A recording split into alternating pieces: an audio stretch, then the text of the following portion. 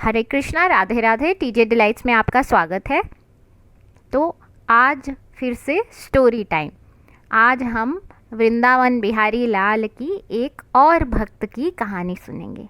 इन भक्त का स्वरूप जो है वो स्त्री स्वरूप है। तो ये स्त्री में ठाकुर जी की भक्त हैं और इनका नाम है आनंदी बाई।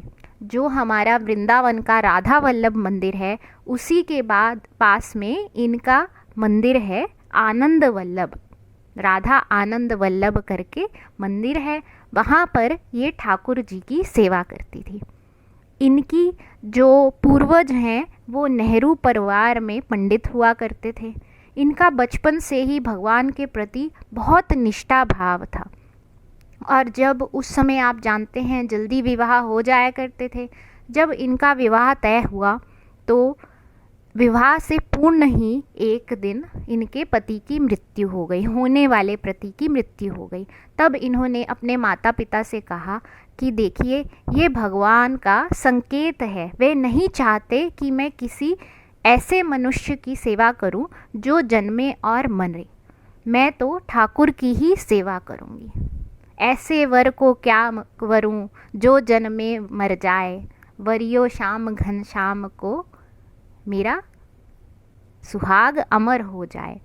पर इनका पत्नी रूप का प्रेम नहीं था, इनका राधा वल्लभ लाल जी से माँ रूपी प्रेम था।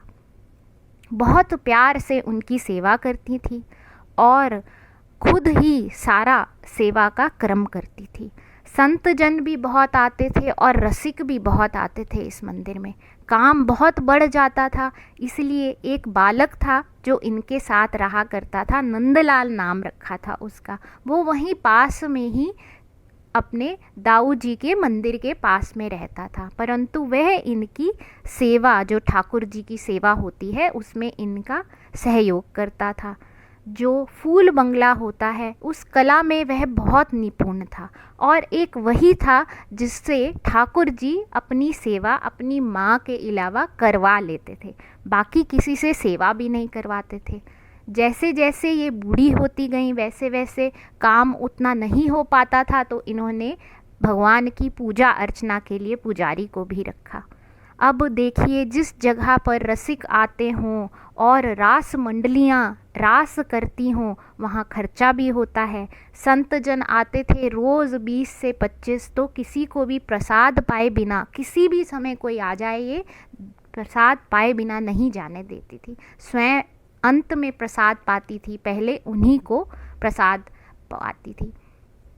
ऐसे इनके सर पे काफ़ी कर्जा भी हो जाता था, लेकिन प्रभु की कृपा से जो इनके राधा वल्लभ लाल जी, जिनको ये बेटे और बहू के रूप में प्रेम करती थी, उनकी पूजा करती थी, वह किसी न किसी भक्त की प्रेरणा से दान दक्षिणा में इनका जो उधार था वो चुका ही देते थे। और फिर वहाँ के जो संत समाज और जो व्यापारी थे वे भी जानते थे कि ये ठाकुर जी की भक्त हैं। तब एक वहाँ के सेठ थे, उन्होंने दुकानदार को कहा हुआ था कि आनंदी बाई कभी भी कुछ लेने को आए तो मेरे नाम की पर्ची काट देना। और धीरे धीरे आनंदी बाई उनका कर्जा चुका देती थी। अब कभी कभी इस कर्जे के चक्कर में इनको बाहर भी जाना पड़ता था, जैसे हरिद्वार या जहाँ की ये थी अमृतसर की, क्योंकि इनके पिता वहीं पर इंस्पेक्टर थे, तो वहाँ चली जाती थी। तो जो राधा वल्लभ लाल जी हैं वो कुछ ना कुछ बहाना कर कर इनको ज़्यादा देर नहीं रहने देते थे और झट ही बुला लेते थे, विवश कर देते थे माँ को। क्योंकि जैसे भक्त का प्रभु के बिना मन नहीं लगता, वैसे ही प्रभु का भी अपने प्रिय भक्त के बिना मन नहीं लगता।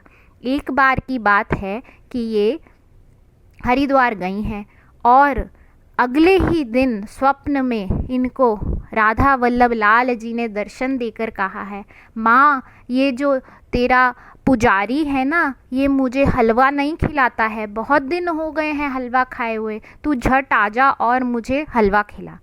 अब आनंदी बाई ने देरी नहीं की है और ये तुरंत ही उसी रात चल पड़ी हैं और जब सुबह गई हैं और पुजारी से पूछा है कि क्या तुमने 2 दिन इसको सुबह का जो बाल भोग होता है उसमें हलवा नहीं खिलाया था, तब पुजारी ने कहा है हाँ माता, मैंने हलवा नहीं खिलाया है। तो ऐसे इनके अलग अलग ठाकुर जी के साथ में ऐसे चमत्कार होते रहते थे कि ठाकुर जी कभी किसी बहाने से इनको कुछ कहते, कभी किसी बहाने से कुछ कहते। एक बार जाड़े का समय था और ठंडी बहुत पड़ रही थी। पुजारी क्योंकि बूढ़ी हो चुकी थी, तो उस रात पुजारी ने ठाकुर जी और राधा जी को सुलाया है। अब ठाकुर जी और राधा जी को जब उसने सुलाया है तो वह जो ओढ़नी होती है, रजाई होती है, वह डालनी भूल गया है। तब आधी रात को ठाकुर जी ने माँ को दर्शन दिए हैं कि माँ मुझे ठंड लग रही है, मुझे रजाई उड़ा दो। अब देखिए सोचने वाली बात है कि वह परम पिता क्या खुद रजाई नहीं ओढ़ सकता, परंतु इस समय वो क्या है, एक लाडले बेटे, तो लाडले बेटे की तरह ही नटखट है। और जब माँ लाड लडाना चाहे तो बेटा क्यों पीछे रहे। इसलिए आधी रात को आनंदीबाई उठी हैं और उन्होंने नहा धो के स्नान कर कर फिर गई हैं मंदिर में, तो देखा है कि वाकई ही ठाकुर जी ने और राधा जी ने रजाई नहीं ओढ़ी हुई है और अपने हाथ से उनको रजाई उड़ाई है। ऐसा प्रेम था इनका। माँ खिलाए तो खाएंगे, माँ नहीं खिलाए तो नहीं खाएंगे, माँ सुलाए, माँ ही उठाए, माँ ही पूजा करे, सब कुछ माँ। एक बार की बात है, और राधा जी भी इस सब में बहुओं के अपना खेल दिखाने से कम नहीं है अपने भक्तों के लिए। एक बार ये राधा जी को साड़ी पहनाने लगी, तो बार बार साड़ी पहनाने लगे और राधा जी जो हैं वो साड़ी पहने ही ना। अंत में हार कर ये चौखट पे बैठकर रोने लग पड़ी। तब वो बालक नंदलाल आया और इसने पूछा मैया क्या हुआ। तब इन्होंने बोला कि देख नंदलाल, आज मैं सुबह से ये बहू को साड़ी पहनाने की कोशिश कर रही हूँ, परंतु ये है कि जो साड़ी पहनाऊँ तो उतार दे। कहती है कि कल जो दुकान पे साड़ी देख कर आई थी, बड़ी महंगी थी, छोड़ आई थी, वही पहनूंगी, जो पहनूंगी तो ये वाली नहीं पहनूंगी। फिर नंदलाल ने कहा है अच्छा मैया, मैं जाता हूँ और वहाँ से दुकान से साड़ी ले आता हूँ। ये गए हैं और उसी सेठ के नाम पे कर्जा की पर्ची कटवा कर राधा जी के लिए साड़ी भी लाए हैं, वही साड़ी जो कल मैया छोड़ के आई थी।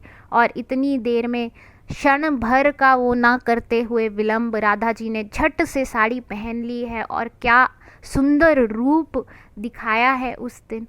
और जब वहाँ पर उसी शाम एक भक्त आए हैं, उन्होंने मोतियों की माला दी है माता को, और इन्होंने मोतियों की माला से जब ठाकुर जी और राधा जी का श्रृंगार किया है तो उसे देखने ना जाने कहाँ कहाँ से कितने लोग आए। अपनी कीर्तन, अपने ठाकुर के प्रति जो इनका प्रेम था उससे इनको यश प्राप्ति भी होने लगी। लोग दूर दूर से आने लगे देखने कि कौन है आनंदीबाई और राधा वल्लभ जी लाल कौन है, राधा आनंद वल्लभ लाल जी। तब एक बार की बात है कि एक भक्त आए देखने, उन्होंने बहुत ही प्रेम से ठाकुर जी की पूजा अर्चना करी। जब वे जाने लगे तो आनंदीबाई ने नंदलाल जी को कहा कि तुम इनके पीछे पीछे जाना, परंतु जब ये तुम्हें देख लें और कहें कि तुम जाओ तो वापस आ जाना, वरना देख के आना। अब नंदलाल जी उनके पीछे पीछे गए हैं। कुछ दूर जाने पर उन्होंने वापस भेज दिया है नंदलाल जी को, तो नंदलाल जी वापस आ गए हैं। तब माता ने, आनंदीबाई ने नंदलाल जी से पूछा है कि ये कौन थे, तूने कुछ देखा, कुछ ऐसा लगा जो बाकियों से अलग हो।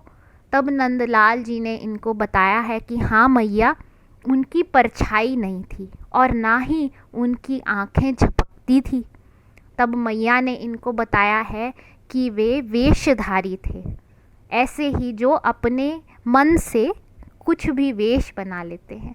ऐसे ना जाने कौन कौन राधा वल्लभ लाल, राधा आनंद वल्लभ लाल जी के दर्शन करने आता था। एक दिन आनंदीबाई राधा जी और ठाकुर जी के कपड़े लेने गई हैं दुकान पर। वहाँ थानों के थान खोल कर रख दिए हैं दुकानदार ने, रेशमी सुंदर सुंदर एक से बढ़कर एक। पर माता को तो आज कुछ नहीं पसंद आ रहा अपनी बहू और अपने बेटे के लिए। तब इनकी नज़र जो है वो दुकान के बाहर एक महिला पर पड़ी। वो महिला ने बहुत ही सुंदर साड़ी और बुर्खा पहना हुआ, और वह एक वेश्या थी। इन्होंने नंदलाल को कहा है कि नंदलाल जा टांगा तो कर ला। नंदलाल ने झट से टांगा किया है, और ये ऐसे भागी हैं उस टांगे पर जैसे किसी बुढ़िया को संजीवनी बूटी मिल गई होती है। अब टांगे वाले से कहा है कि तुम उस आगे जो टांगे पर वो सुंदर सी स्त्री जा रही है इतनी प्यारी सी साड़ी पहने, उसके पीछे पीछे मुझे ले जाओ। तब उसके पीछे पीछे ये पहुंची हैं, और वहाँ पर जब वह अपने कोठे पर गई है और उसने देखा है कि उसका जो कोठा है जहाँ वह रहती है वहाँ एक बुढ़िया पीछे पीछे आई है, तब उसने बड़े ही आदर और प्रेम से उस बुढ़िया को बिठाया है, यानी आनंदी बाई को बिठाया है, और पूछा है माता तुम यहाँ क्यों आई हो। तब इन्होंने बोला है कि देख बेटी, मैं निकली थी अपने बहू और बेटे के लिए कपड़े लेने, और तेरी साड़ी पर और बुर्खे पर जो मेरी नज़र पड़ी तो मुझे लगा कि मेरी बहू जब ये पहनेगी तो वो बहुत शोभमान लगेगी। तो तू मुझे बता कि तू ये साड़ी और बुर्का कहाँ से लाई है, ताकि मैं भी अपनी बहू को यही पहना सकूं। तब उस वैश्या ने इनसे कहा है माता, ये जो है ना, ये मुझे मेरे एक प्रेमी ने दिया है, यहाँ तो नहीं मिलेगा। पर तू मुझे ये बता, तेरी बहू तो बहुत भाग्यशाली होगी कि तू उसका इतना ख्याल रखती है। कौन है तेरी बहू, नाम क्या है उसका, कौन से घराने की है। तब इन्होंने सरल भाव से उसको उत्तर दिया है, मेरी बहू का नाम राधा है और वो बरसाने वाली है। तब उसने उतनी ही उत्सुकता से पूछा है, और तेरा जो बेटा राजा है वो कौन है। तब इन्होंने कहा है, वैसे तो उसको सब नंदलाल कहते हैं, परंतु मैं उसको आनंद वल्लभ कहती हूँ। तब वे वैश्या की भी आंखें भर आई हैं, और उसने कहा है माता, इतनी सेवा तू मुझे दे दे, मैं खुद तेरे बेटे को, जो तुझे अपने बेटे के लिए ये साड़ी पसंद आई है, इसकी 2 थान तेरे पास भिजवा दूंगी। यह कहकर माता जो हैं वह वापस अपने मंदिर आ गई हैं। कुछ दिनों बाद अमृतसर से एक पार्सल आया है जिसमें लिखा हुआ है, आपके प्रिय बेटे और बहू के लिए एक तुच्छ भेंट, इसको हमारी तरफ से ही उनके श्री चरणों में अर्पण कर दीजिएगा। ऐसे अलग अलग तरह के ना जाने कितने चमत्कार इनके साथ होते रहे हैं कि कब ठाकुर जी का किस चीज़ पे दिल आ गया, और उन्होंने जैसे एक छोटा बच्चा अपनी माँ से हट करता है कि मुझे वही खिलौना चाहिए या मुझे तुम्हारे ही हाथ से आज खाना खाना है, वैसे राधा जी और ठाकुर जी इनके साथ पूरा अपना बेटे और बहू का रूप दिखाते थे, खेल करते थे, और खेल ही नहीं जिम्मेदारी भी निभाते थे अपनी माँ की प्रति। क्योंकि एक बार ये बीमार हो गई हैं, 8 दिन तक चौबारे से उतर नहीं पाई हैं, पुजारी ही सेवा करता था। तब ऊपर के कमरे से नीचे आवाज़ आई है एक दिन, मैया बोल रही हैं, आनंद बाई जी कह रही हैं, तुम दोनों यहाँ ऊपर क्यों आ गए हो, मुझे छूना मत, मैं 8 दिन से नहाई नहीं हूँ, पाप लगेगा मुझे। और लोगों ने ये सोचा है कि बीमार हैं, बेहोशी में हैं, तो बक रही होंगी, परंतु अगले ही दिन सुबह बिल्कुल ठीक होकर आनंदी बाई जी नित्य प्रति की तरह ठाकुर जी और राधा जी की सेवा करने जुट गई हैं। तब लोगों को भी विश्वास हुआ है कि ज़रूर वह आनंद वल्लभ जी और राधा जी ही थी जो ऊपर गई हैं कल, और उनके स्पर्श से ये एक बार के स्पर्श से कुछ घंटों में ही बिल्कुल ठीक हो गई हैं। 8 दिन से जो इंसान उठ ना पा रहा हो, ऐसे चमत्कार तो भगवान ही कर सकता है। ऐसा प्रेम था आनंदीबाई और ठाकुर जी का। और जब ये अपना पार्थिव शरीर इन्होंने त्यागा है तब बहुत ही संत जनों को पता चला है, सब मंदिर में आए हैं। इनका पार्थिव शरीर कीर्तन मंडली के साथ में यमुना नदी के तट पर पहुंचा है। और फिर ये विचार होने लगा कि इनको अग्नि अब कौन देगा। तभी वहीं से एक बच्चा ना जाने कहाँ से उठ के आया है और उसने बोला है कि ये मेरे कुल की हैं, इन्हें अग्नि मैं दूंगा। और यूं ही अग्नि दी गई है। और जब सब शांत हो गया है, वहाँ पर लोगों ने उस बच्चे को ढूंढना चाहा है तो वह बच्चा कहीं नहीं दिखा है। कितने समय तक ये चर्चा रही कि वह बच्चा कौन था, कहाँ से आया था, परंतु किसी को नहीं मालूम कि वह बच्चा कौन था। आप लोग समझ गए होंगे, जी हाँ, वह ठाकुर जी ही थे जो अपनी माँ को अग्नि देने आए थे। ऐसे आनंदीबाई जैसे भक्तों को ठाकुर अपनी माँ को अग्नि देने आया। ना जाने वृंदावन में ऐसे कैसे कैसे भक्त हैं, कोई इनको माँ बनकर प्रेम करता है, कोई सखी बनकर प्रेम करता है। और ठाकुर जी भी अपने रिश्ते हर भक्त के साथ जैसे भक्त का मन, जैसे भक्त की भावना वैसे ही निभाते हैं। आज की कहानी आपको कैसी लगी, आनंदीबाई जी का चरित्र कैसा लगा, ये ज़रूर बताइएगा। वृंदावन जाएं तो इनके मंदिर में भी जाइएगा और आनंद वल्लभ जी से मिलके भी आइएगा। दोनों राधा रानी और ठाकुर जी वहीं विराजमान हैं आज भी। इसी के साथ आज के एपिसोड को यहीं पर ख़त्म करते हैं। कल हम फिर एक नई कहानी के साथ मिलेंगे। हरे कृष्णा, राधे राधे। टीजे डिलाइट्स में जुड़ने के लिए थैंक यू।